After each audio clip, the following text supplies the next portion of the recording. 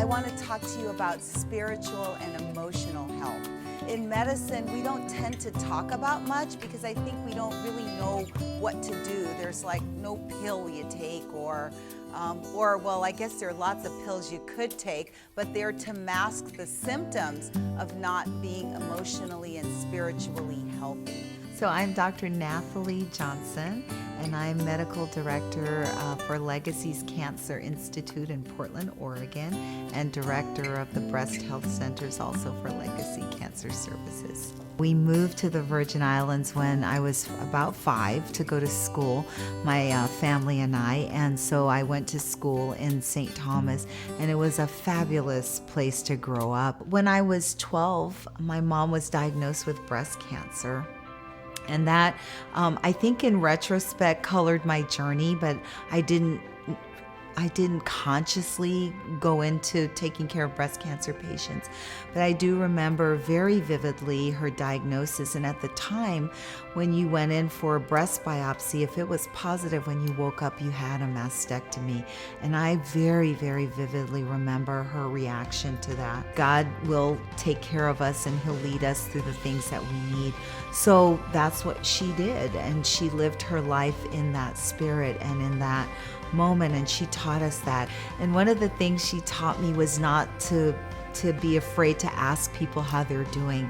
So when she was had her metastatic endometrial cancer, and people would ask her, "How are you doing today?" She was honest. She'd say, I've got cancer and I'm dying of cancer and I don't feel so great today, but I'm not expecting you to fix that. But I thank you so much for asking and being concerned about how I'm doing. That has been a gift to me, my mom's teaching, because now I feel free to ask people how they're doing and to listen and to hug them and to love them and to understand and to be okay with the fact that sometimes you can't fix people's bodies, but you can always minister to their spirit.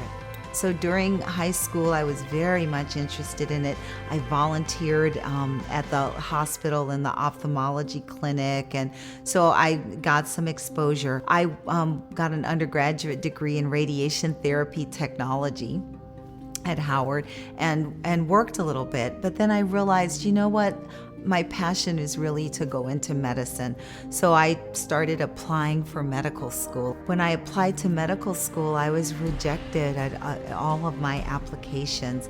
So I thought, well, I'll buckle down and I'll take the MCAT again and I'll apply again. And I applied again and I was rejected at every medical school. And on one of my interviews, I'll never forget, it was at the University of Maryland. A gentleman looked at me and said, you know, some people were just not meant to be doctors, and you just need to accept that. So I buckled up and I kept trudging through, and at the Medical College of Virginia, the Dean of Admissions, when I met him, he looked at me and he said, I don't know what it is, but something's telling me to take you. You don't have the most stellar MCAT scores, and you've been a good student, but you don't look like what we'd normally accept, but something's telling me to take you. And I believe God opened that door for me, and I just needed that one slot. Because it was such a struggle for me to get into medical school, I really treasured that opportunity. I did not miss one class. People would joke me, but I was like in the front row taking notes. I'm like, I got this opportunity. I am not wasting it. Once I got into surgery and I went home and I worked with Dr. Schneider in surgery, I just really caught that bug, and that was my passion. I really enjoy getting in there and fixing something and helping people to move on. Everything, no matter how tough, I pray that through in my family, with my husband, with my children, and with my patients.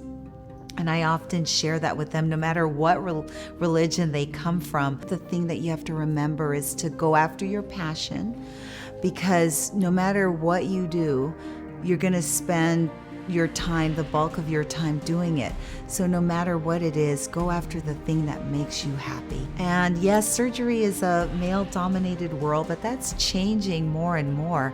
And I think it's because women do have a special knack for surgery. And I would encourage those that if you go through a rotation, don't think that you can't do surgery because of the hours. Because if it's your passion, I have to say, you'll love it, you'll enjoy it, and you'll bring a great spirit to it. God made women differently. He made us to be moms and to be able to get the housekeeping done, keep the kids in line, go through the checklist, and go to work and do all of those things. So we're built to multitask, which I think is a perfect skill to take to surgery, because you're looking at getting a patient ready for surgery, but also thinking about all the things that you're going to need, thinking about the patient as a whole person and the aftercare. It's just like being a mom. So the world of surgery has changed and grown, and there's more thought about family and spending time with family and understanding that people live lives outside of the world of surgery and a respect for that. So it really has been an incredible change, and it's been a positive change. I love giving back, or I guess some people call it paying it forward, because I'm blessed in so many ways. So if I can just give some of that back, it makes me feel good. For the last 3.5 years, I've had the privilege to work with one of the most amazing women.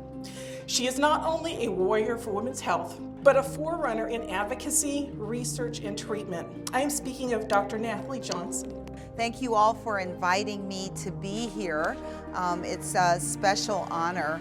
So working with Komen to help women that are underserved be able to get breast care and health, or speaking to kids about different careers, even just thinking about going to college. I love teaching, and I love spending time with medical students and residents, again, because others poured that into me.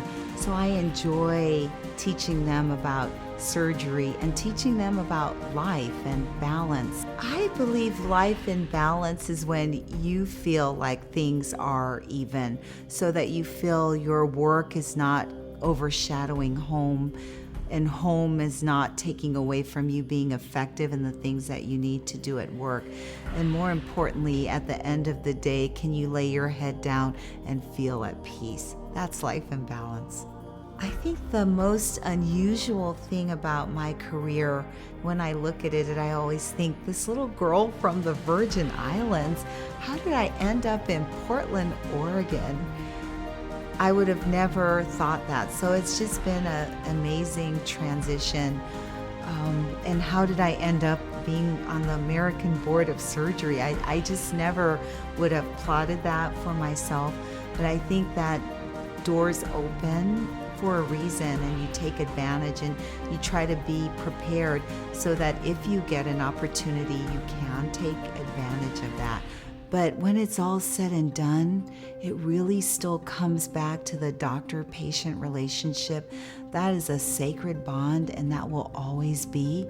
You can always touch your patient. Never forget that, because there's so much healing in just touch alone. Never, ever forget that. Always remember that bond, because it is a spiritual bond that you make with a person who's entrusting you to take care of them, and the respect that you give them and the honor that you give them for giving you that trust.